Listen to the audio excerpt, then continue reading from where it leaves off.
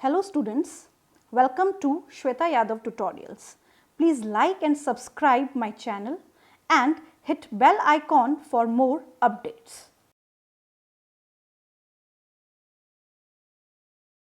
In the last video we have discussed about how the genetic material gets searched. Genetic material की search कैसे हुई, इसमें हमने कुछ साइंटिस्ट के बारे में भी पढ़ा। सबसे पहले हमने ग्रिफिथ के बारे में पढ़ा, उसके बाद में हमने एवेरी, मैक्लियॉड एंड मैककार्टी के बारे में पढ़ा और उसके बाद फाइनली हर्शे एंड चेज का एक्सपेरिमेंट हमने डिस्कस किया। ये सारे एक्सपेरिमेंट्स जो हुए, जो सारा काम हुआ, ये बताता है कि डीएनए ही जेनेटिक मटेरियल है। क्लियर? अब जो डीएनए है जेनेटिक मटेरियल है, ये तो प्रूव हो गया। अब यहाँ पे एक जेनेटिक मटेरियल की क्या प्रॉपर्टीज होनी चाहिए वो भी हमें पता होना चाहिए कि एक जेनेटिक मटेरियल अगर सेल में है तो वो किस प्रकार का होना चाहिए, उसकी प्रॉपर्टी कैसी होनी चाहिए, उसमें क्या खास बात होनी चाहिए जिसे हम ये कह सकें कि यही जेनेटिक मटेरियल है। Right, so we'll start the properties of genetic material and here we are discussing a very important chapter of class 12, that is molecular basis of inheritance. So सबसे पहले अगर हम बोले कि genetic material की क्या properties होनी चाहिए, तो naturally जो सबसे पहली इसकी property है वो ये होनी चाहिए कि the genetic material should able to replicate. Genetic material में रेप्लिकेशन की एबिलिटी होनी चाहिए। रेप्लिकेशन का मतलब क्या है? जैसे हम डीएनए की बात करें, आरएनए की बात करें या प्रोटीन की बात करें, तो रेप्लिकेशन का साधारण सा मतलब है कि एक से दो कॉपी का बनना, एक से दो बनना, दैट इज रेप्लिकेशन। ड्यूप्लीकेशन, कॉपिंग, हम रेप्लिकेशन को ड्यूप्लीकेशन भी बोल सकते हैं, ड्यूप्लीकेट होना, हम इसको कॉपिंग भी बोल सकते हैं,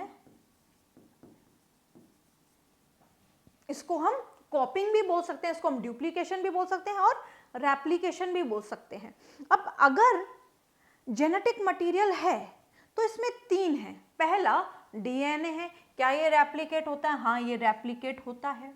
आरएनए है, क्या ये रेप्लिकेट होता है? हाँ, आरएनए रेप्लिकेट होता है। क्या प्रोटीन रेप्लिकेशन की एबिलिटी रखता है? प्रोटीन रेप्लिकेशन की एबिलिटी नहीं रखता है। तो डीएनए, आरएनए ये दोनों रेप्लिकेशन की एबिलिटी रखते हैं। डीएनए और आरएनए दोनों रेप्लिकेट हो सकते हैं। तो एक जेनेटिक मटेरियल की प्रॉपर्टी ये होनी चाहिए कि वो रेप्लिकेट कर सकें, अपनी कॉपीज बना सकें। अब सबसे इंपॉर्टेंट बात है कि किसी का अपनी कॉपी बनाने का मेन मोटो क्या है। मान लीजिए एक सेल है, इस सेल को डिवाइड होना है, इस सेल को डिवाइड होना है, तो ये सेल सबसे पहला काम करेगी, अपने डीएनए को डिवाइड करवाएगी। ये सेल अपने डीएनए का डिवीजन या रेप्लिकेशन कराएगी। इसका डीएनए रेप्लिकेट हो गया। जब इसका डीएनए रेप्लिकेट हो गया और जब ये एक सेल दो सेल में डिवाइड होगी तो दोनों सेल में एक एक कॉपी डीएनए की जाएगी। यानी कि जो डॉटर सेल्स बनी हैं, ये जो दोनों डॉटर सेल बनी हैं, इन दोनों डॉटर सेल्स में पेरेंट सेल के डीएनए की एक एक कॉपी है। ये जो पेरेंट सेल का डीएनए है, इसकी एक एक कॉपी मौजूद है। क्लियर? अगर ये ऐसा नहीं होता, अगर ये नॉर्मली डिवाइड हो जाती, तो सेल की मेटाबॉलिक एक्टिविटी को कंट्रोल कौन करता? सेल की मेटाबॉलिक एक्टिविटी को कंट्रोल करता है उसका न्यूक्लियस। न्यूक्लियस में ही जेनेटिक मटेरियल होता है, हम ये बात जानते हैं। तो यहाँ पे जब ये डॉटर सेल बनेंगी तो इन डॉटर सेल के पास डीएनए होना चाहिए। तो इससे क्या प्रूफ होता है कि जब एक सेल डिवाइड करती है, रेप्लिकेट करती है, तो उसके अंदर का डीएनए भी डिवाइड करता है। उसका कारण क्या है कि जो नई सेल्स बनेंगी उनके पास एक एक कॉपी डीएनए की मौजूद होगी। तो इससे ये प्रूव होता है कि डीएनए रेप्लिकेट करता है। क्या आरएनए रेप्लिकेट करता है? बिल्कुल रेप्लिकेट करता है। आरएनए में भी रेप्लिकेशन होता है। अब यहाँ पे आरएनए के रेप्लिकेशन की जब बात की जाती है तो एक बात ध्यान रखी जाती है कि आरएनए जो रेप्लिकेट करता है ये फ्यू वायरसेस में रेप्लिकेट करता है। वायरसेस में हम जानते हैं RNA as a genetic material present होता है। तो वायरसेस में जहां पे RNA as a genetic material है, उनमें भी कुछ वायरसेस में आरएनए रेप्लिकेट करता है, right. If will talk about the human body, अगर हम ह्यूमन बॉडी की बात करें तो हमारी बॉडी में आरएनए रेप्लिकेशन नहीं होता है। हमारी बॉडी में डीएनए भी है और आरएनए भी है, ये बात हम पहले भी कर चुके हैं। तो हमारी बॉडी में जेनेटिक मटेरियल अगर डीएनए है तो डीएनए को ही मेन जेनेटिक मटेरियल बोला जाता है।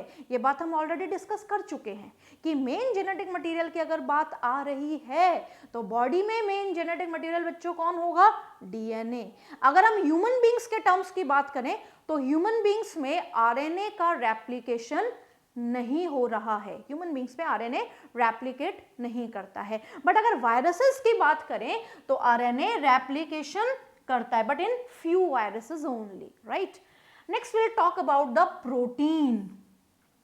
क्या प्रोटीन रेप्लिकेट करता है? क्या प्रोटीन अपनी 1 से 2 कॉपी बना पाता है? नहीं बना पाता। तो प्रोटीन में रेप्लिकेशन नहीं होता है, ये डुप्लीकेट नहीं होता, अपनी कॉपीज नहीं बना पाता। तो इस पूरे सेंटेंस से ये हमें पता चला कि एक आइडियल जेनेटिक मटेरियल वही होगा जो अपने आप को रेप्लिकेट करवा सके, उसमें रेप्लिकेशन की एबिलिटी हो। क्लियर? अब यहाँ पे जेनेटिक मटेरियल की लाइन में यानी कि कैटेगरी में हमारे पास 3 ऑप्शंस थे, डीएनए था, आरएनए था, प्रोटीन था। बट प्रोटीन यहाँ पे फर्स्ट कंडीशन में ही आउट हो चुका है, बाहर निकल चुका है कि प्रोटीन में रेप्लिकेशन की टेंडेंसी नहीं होती है, ये रेप्लिकेट नहीं करता है, तो ये कैटेगरी से आउट हो गया, इसको बाहर निकाल दिया। अब इस दौड़ में केवल हमारे पास 2 ही चीजें बची, जो जेनेटिक मटेरियल की प्रॉपर्टी की दौड़ में हमारे पास केवल 2 ही चीज बचती हैं, डीएनए एंड आरएनए। अब इन डीएनए और आरएनए को हमें कंपेयर करना है, हमें समझाना है कि एक जेनेटिक मटेरियल के लिए क्या एग्जैक्ट प्रॉपर्टीज होनी चाहिए। So next will talk about the next point is it should B chemically and structurally stable, very important part. It should be chemically and structurally stable, ये chemically और structurally stable होना चाहिए। तो यहाँ पे अगर हम बात करें डीएनए की और आरएनए के कंपैरिजन की, डीएनए और आरएनए के कंपैरिजन की अगर हम बात करते हैं तो DNA is more stable. DNA क्या है? ज्यादा स्टेबल है। अब डीएनए की स्टेबिलिटी ज्यादा क्यों है, इसको हम समझेंगे शुगर के आधार पे या नाइट्रोजन बेसिस के आधार पे, राइट। तो सबसे पहले हम बात करते हैं शुगर के बेस पे कि किस तरीके की शुगर डीएनए में है जो उसको ज्यादा स्टेबल बना रही है।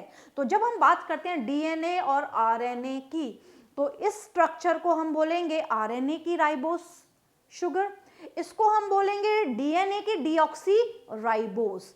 This is ribose, it is present in RNA and it is deoxyribose and this is present in the DNA। यहाँ पे एक्चुअली क्या हो रहा है, यहाँ पे सेकेंड पोजीशन पे शुगर के सेकेंड पोजीशन से यहाँ पे ऑक्सीजन को हटाया जा रहा है, ऑक्सीजन को यहाँ से रिमूव किया जा रहा है। इसीलिए ऑक्सीजन को हटाने की वजह से डीएनए की शुगर को बोला जाता है डीऑक्सी। डीऑक्सी का मतलब है विदाउट ऑक्सीजन और एब्सेंस ऑफ ऑक्सीजन, यहां पे ऑक्सीजन प्रेजेंट नहीं है। अब अगर हम ऑक्सीजन की बात करें कि ऑक्सीजन से ऐसा क्या हो गया और ऐसा क्या नहीं हुआ, तो अगर ऑक्सीजन है तो यहाँ पे लोन पेयर ऑफ इलेक्ट्रॉन्स हैं, और अगर लोन पेयर ऑफ इलेक्ट्रॉन्स हैं तो ये जो आरएनए है, ये आरएनए ज्यादा रिएक्टिव है और इसकी ज्यादा रिएक्टिविटी होने की वजह से इसमें स्टेबिलिटी कम है। तो यहाँ पे हम क्या देखेंगे, यहाँ पे ऑक्सीजन प्रेजेंट है तो लोन पेयर प्रेजेंट है। अगर लोन पेयर प्रेजेंट है तो यहाँ पे रिएक्टिविटी ज्यादा है बट स्टेबिलिटी लेस है, यानी कि आरएनए लेस स्टेबल है बिकॉज ऑफ दिस ऑक्सीजन। इस ऑक्सीजन की वजह से ऐसा हो रहा है। इस शुगर में से ऑक्सीजन को हटाया तो बनाया गया डीएनए। डीएनए को बनाने के लिए आरएनए में से शुगर को एब्सेंट कर दिया गया, रिमूव कर दिया गया, हटा दिया गया। इसका फायदा क्या हुआ, जब आरएनए से ऑक्सीजन को हटाया गया तो ये बन गए डीऑक्सीराइबोस। अब यहाँ पे ऑक्सीजन नहीं है तो लोन पेयर ऑफ इलेक्ट्रॉन भी नहीं है, और जब लोन पेयर ऑफ इलेक्ट्रॉन नहीं है तो स्टेबिलिटी और रिएक्टिविटी पे प्रभाव पड़ेगा। जब यहाँ पे लोन पेयर ऑफ इलेक्ट्रॉन नहीं है तो इसकी रिएक्टिविटी कम होगी, यानी कि लेस रिएक्टिव होगा, और जब ये रिएक्टिव कम है तो यहाँ पे स्टेबिलिटी ज्यादा होगी। तो ऑक्सीजन की एब्सेंस और प्रेजेंस स्टेबिलिटी के लिए बहुत मुख्य है शुगर में। जब हम पेंटोज शुगर की बात करते हैं तो ऑक्सीजन का होना और ऑक्सीजन का नहीं होना स्टेबिलिटी को निर्धारित करता है, यानी कि यहाँ पे ये सिद्ध हो जाता है, ये प्रूव हो जाता है कि डीएनए ज्यादा स्टेबल है। तो स्टेबिलिटी का एक कारण ऑक्सीजन की एब्सेंस और प्रेजेंस होना। क्लियर? तो डीएनए को ज्यादा स्टेबल बनाया गया, जिससे जब नेक्स्ट जनरेशन में डीएनए जाए तो नेक्स्ट जनरेशन तक उसकी स्टेबिलिटी मेंटेन्ड रहे। आरएनए की तरह नहीं कि जहां पे रिएक्टिविटी बढ़ी, रिएक्ट हो गया, स्टेबिलिटी कम हो गई। तो अगर स्टेबिलिटी कम हो गई तो नेक्स्ट जनरेशन में जाते जाते दिक्कत करेगा। Clear? Next point, it should B structurally stable. यहां पे दूसरा पॉइंट भी स्टेबिलिटी पे ही है। आरएनए और डीएनए के नाइट्रोजन बेसेस। अब आरएनए और डीएनए में जब हम नाइट्रोजन बेसेस को कंपेयर करते हैं तो यहाँ पे 3 नाइट्रोजन बेसेस सेम है। ए जी सी आरएनए में भी है, ए जी सी डीएनए में भी है, यानी कि दोनों में ये नाइट्रोजन बेसेस तो सेम है। बट जब हम आरएनए की बात करते हैं तो आरएनए में यूरैसिल प्रेजेंट है और डीएनए में थायामीन प्रेजेंट है। आरएनए में यूरैसिल प्रेजेंट है और डीएनए में बच्चों थायामीन प्रेजेंट है। डिफरेंस क्या है दोनों के स्ट्रक्चर में? यूरैसिल और थायामीन के स्ट्रक्चर में बहुत ज्यादा अंतर नहीं है। यूरैसिल पे 2 कीटोनिक ग्रुप हैं, ये कीटोनिक ग्रुप और ये कीटोनिक ग्रुप। बट इस कीटोनिक ग्रुप के साथ अगर एक मिथाइल ग्रुप जोड़ दिया जाए, इस कीटोनिक ग्रुप के साथ एक और, यहाँ पे 2 कीटोनिक ग्रुप के अलावा एक और मिथाइल ग्रुप जोड़ दिया जाए तो इसको बोला जाता है 5 मिथाइल यूरैसिल। इसको क्या बोला जाता है? 5 मिथाइल यूरैसिल। ये थायामीन को बोला जा रहा है। दोबारा समझें, यहाँ पे यूरैसिल के पास कीटोनिक ग्रुप, यहाँ पे भी कीटोनिक ग्रुप, यहाँ पे थायमीन के पास कीटोनिक ग्रुप, यहाँ पे भी कीटोनिक ग्रुप। बट यहाँ पे बच्चों 5वीं पोजीशन पे अगर हम इसकी नंबरिंग करते हैं तो 5th पोजीशन पे क्या आ जाता है? यहाँ पे 5th पोजीशन पे आ जाता है मिथाइल ग्रुप। तो यहाँ पे मिथाइल ग्रुप होना थायामीन में थायामीन की स्टेबिलिटी को बढ़ाता है। तो यहाँ पे अगर इन दोनों में ही कंपेयर कर लें कि यूरैसिल ज्यादा स्टेबल है या थायामीन ज्यादा स्टेबल है, तो स्टेबिलिटी ज्यादा है थायामीन में यूरैसिल के कंपैरेटिव। यहाँ पे जो मिथाइल ग्रुप प्रेजेंट है ये बहुत इंपॉर्टेंट है। ये कुछ पर्टिकुलर एंजाइम से, यहाँ पे कुछ पर्टिकुलर एंजाइम से ये डीएनए को प्रोटेक्ट करता है।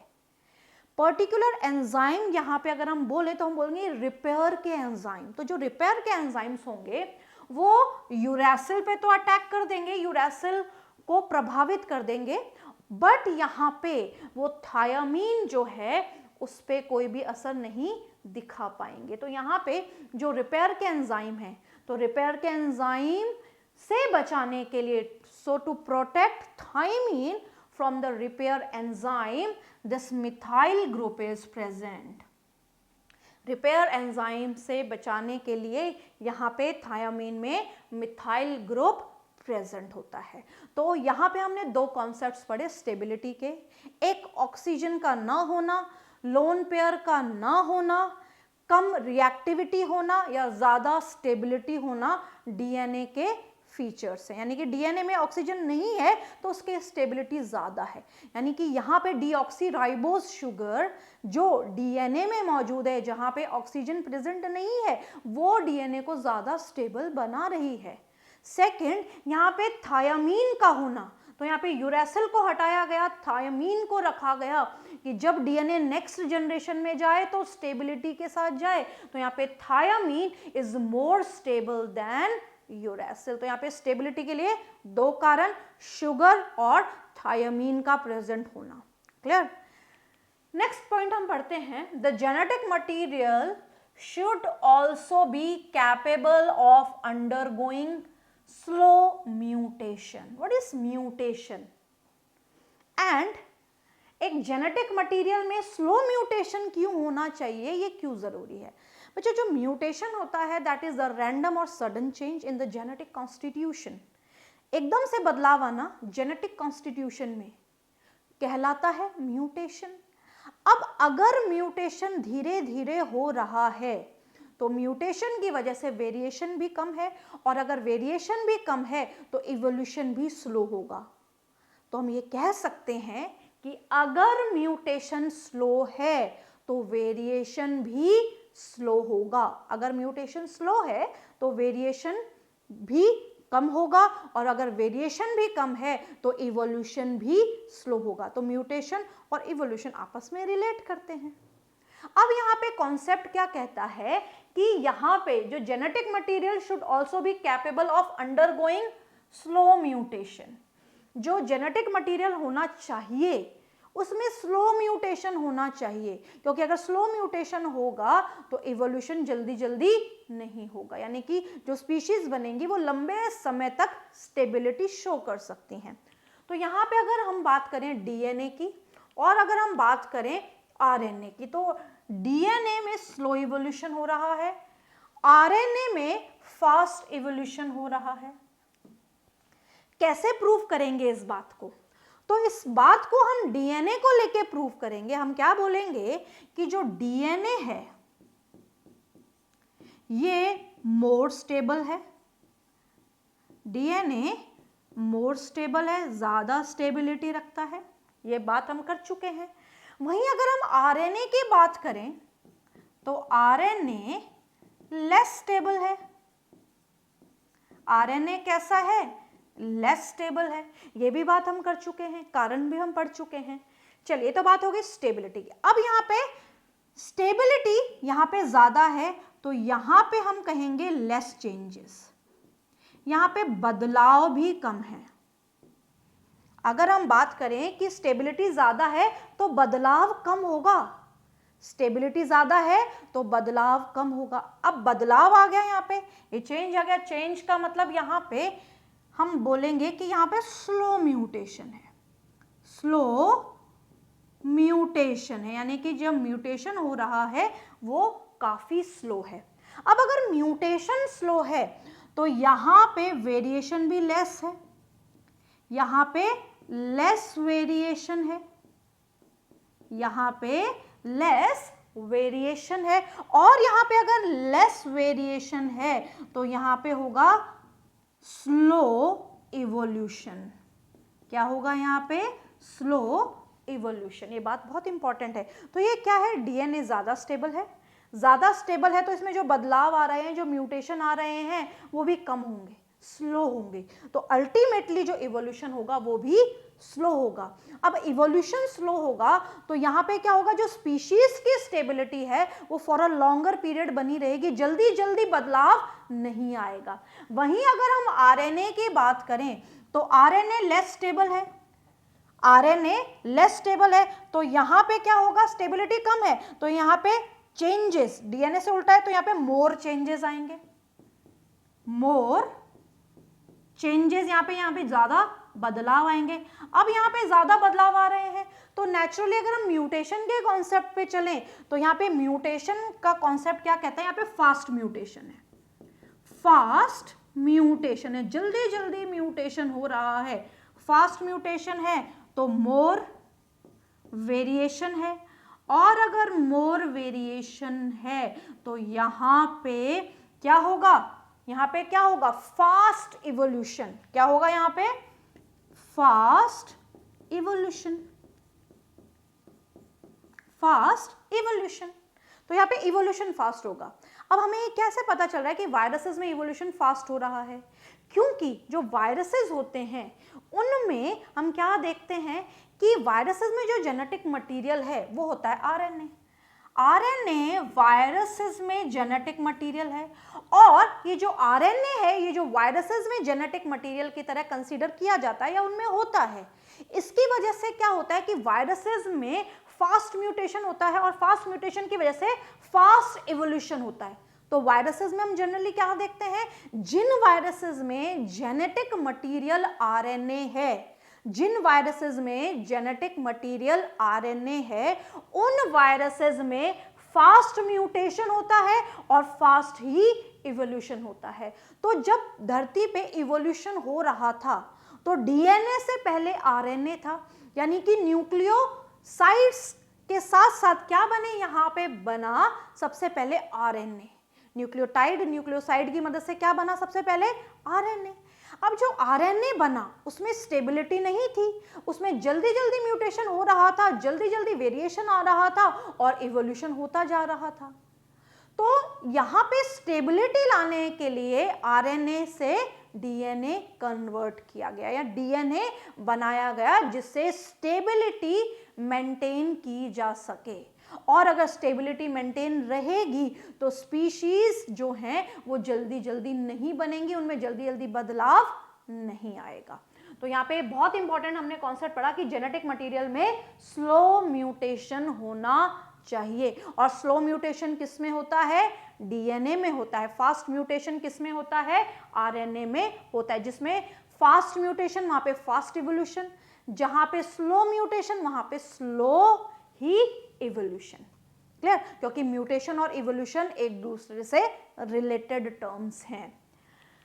नेक्स्ट हम बात करते हैं, the genetic material should be able to express as Mendelian characters. Genetic material ऐसा होना चाहिए जो मेंडेलियन कैरेक्टर्स जैसे अपने आप को एक्सप्रेस कर सके, यानी कि जेनेटिक मटेरियल के पास ऐसी प्रॉपर्टी होनी चाहिए कि वो मेंडेलियन कैरेक्टर की तरह एक्सप्रेस हो जाए। Clear, express as Mendelian character. तो अगर हम हमारी बॉडी की बात करें तो हमारी बॉडी में जो भी हमारा फिजिकल अपीयरेंस है, जो भी हमारा फिनोटाइप है, that is because of the Mendelian character. वो मेंडेलियन कैरेक्टर की वजह से हम उसको डिफाइन करते हैं, जैसे height, eye colour, hair texture, ear lobe etcetera, जो भी हमें दिखाई दे रहा है, स्किन कलर, तो ये सब क्या है, हमारा फिनोटाइप। तो जेनेटिक मटेरियल कैसा होना चाहिए, it should be able to express as Mendelian character. उसमें एक खास बात होनी चाहिए कि वो मेंडेलियन कैरेक्टर की तरह एक्सप्रेस हो सके। अब हमें ये पता है कि डीएनए से आरएनए बनता है। तो जब डीएनए से आरएनए बनता है तो इस प्रोसेस को हम बोलते हैं ट्रांसक्रिप्शन। डीएनए से जब आरएनए बनता है तो इस प्रोसेस को हम बोलते हैं ट्रांसक्रिप्शन। आरएनए से जब प्रोटीन बनता है तो इस प्रोसेस को बोलते हैं ट्रांसलेशन। क्या बोलते हैं इसको, ट्रांसलेशन। डीएनए से आरएनए बनता है, आरएनए से प्रोटीन बनता है। अब ये प्रोटीन है, ये एंजाइम्स बनाता है, प्रोटीन एंजाइम्स बनाता है, all enzymes are protein. And ये जो एंजाइम है ये क्या करता है, ये किसी भी सबस्ट्रेट को प्रोडक्ट में कन्वर्ट करता है। ये एंजाइम सबस्ट्रेट के साथ बाइंड करता है और प्रोडक्ट में कन्वर्ट कर देता है सबस्ट्रेट को। ये इसकी खास बात है। अब ये जो प्रोडक्ट बनता है, यही प्रोडक्ट फॉर एग्जाम्पल किसी भी फिनोटाइप को अपीयर करता है। जैसे हमारी बॉडी में जो हाइट का कैरेक्टर है वो इस प्रोडक्ट की वजह से ही अपीयर हो रहा है। यही है मेंडेलियन कैरेक्टर। तो एग्जैक्टली इसमें होता क्या है, हमने इससे पिछले वाले चैप्टर में ये पढ़ा है। हमें ये पता है कि ये जो डीएनए है इसके पास जीन्स है, क्लियर, और यही आरएनए बना रहा है, आरएनए प्रोटीन बना रहा है, प्रोटीन एंजाइम्स बना रहे हैं।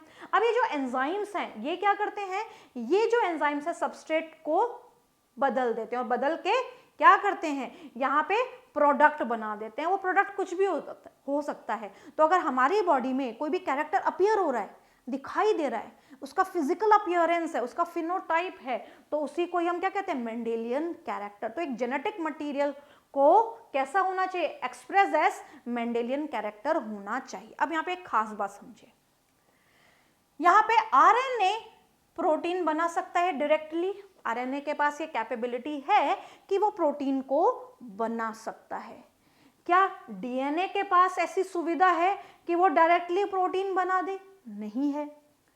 डीएनए को अगर प्रोटीन बनाना है तो वो आरएनए को सरपास नहीं कर सकता, उसे डीएनए को पहले आरएनए बनाना ही पड़ेगा, यानी कि डीएनए आरएनए पे डिपेंडेंट है प्रोटीन बनाने के लिए।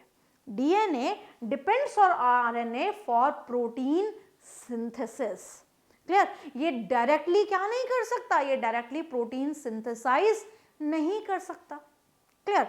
आरएनए डायरेक्टली प्रोटीन सिंथेसाइज कर सकता है, but DNA directly protein synthesise नहीं कर सकता। तो इससे क्या कंक्लूड किया कि आरएनए कैरेक्टर के एक्सप्रेशन के लिए जिम्मेदार है, बट यहाँ पे जो डीएनए है वो किसके लिए जिम्मेदार है, वो इंफॉर्मेशन को रखने के लिए जिम्मेदार है। DNA contains all the information about the body design, functioning and running metabolic machine। हमारी बॉडी को चलाने के लिए जो भी इंफॉर्मेशन चाहिए वो हमारे डीएनए में बंद है, यानी कि इंफॉर्मेशन को रखने के लिए, स्टोर करने के लिए, जिससे कि इंफॉर्मेशन नेक्स्ट जनरेशन तक जा सके, इसके लिए डीएनए इंपॉर्टेंट है। बट अगर कैरेक्टर के एक्सप्रेशन की बात आ जाएगी तो उसके लिए जिम्मेदार है आरएनए।